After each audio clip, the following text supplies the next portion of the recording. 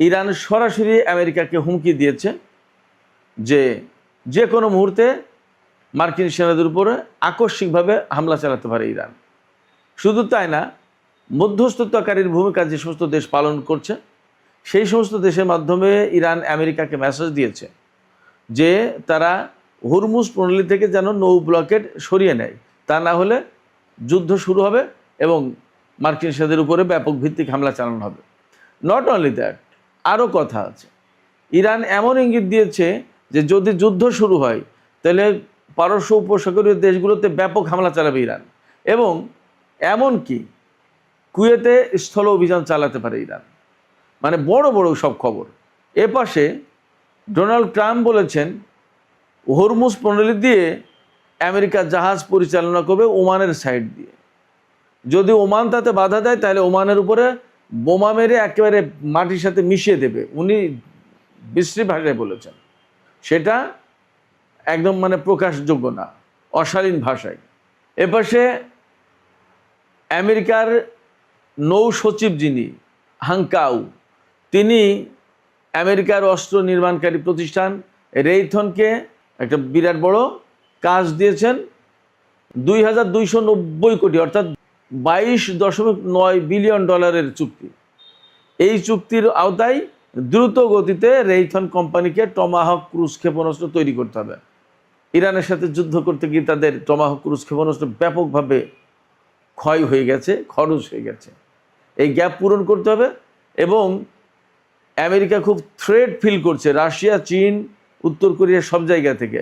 আর ইরানের সাথে যুদ্ধ করতে গেলে তো থ্রেট আছেই। তাদের হাতে টমাহক ক্রুজ ক্ষেপণাস্ত্র, এটা তাদের একটা কৌশলগত গুরুত্বপূর্ণ অস্ত্র। এই অস্ত্র উৎপাদনের জন্য ব্যাপক তোড়জোড় করছে আমেরিকা। এদিকে ইরানের সামরিক বাহিনী জানিয়েছে যে এই যে যুদ্ধের সময় ইরান আমেরিকা এবং ইসরায়েলের 200-র বেশি এয়ারক্রাফট ধ্বংস করেছে। এই এয়ারক্রাফটের ভেতরে যুদ্ধ বিমান, তারপরে তেল ট্যাঙ্কার, পরিবহন বিমান, গোয়েন্দা বিমান, হেলিকপ্টার এবং ড্রোন 200-র বেশি। এদিকে ইয়েমেনের হুতি সমর্থিত সামরিক বাহিনী ইয়েমেনের কৌশলগত বন্দর নগরী মোকা শহরের যে প্রধান বন্দর, সেই বন্দর এলাকায় সৌদি আরবের একটা ল্যান্ডিং শিপ এবং কয়েকটি যুদ্ধ যান ছিল, সেইগুলোর উপর হামলা চালিয়েছে এবং হামলায় ল্যান্ডিং শিপ একেবারে ধ্বংস হয়ে গেছে বলে দাবি করেছে ইয়েমেনের সেনারা।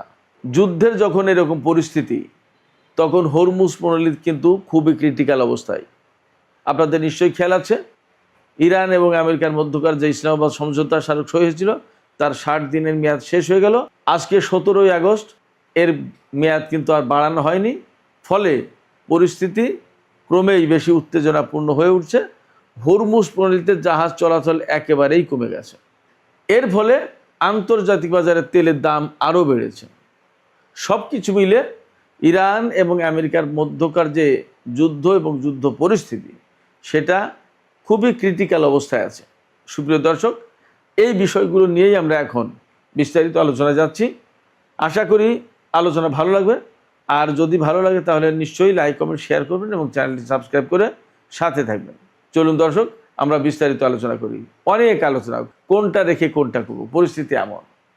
ইরান এবং আমেরিকার মধ্যকার সমঝোতার মেয়াদ আজকে শেষ হয়ে গেল। ইসলামাবাদ সমঝোতার মেয়াদ ইরান তো পরিষ্কার করে বলেছে যে এটার মেয়াদ বাড়ানো তো কোনো অপশন ছিল না, তো এটা আমরা বাড়াতে চাই না।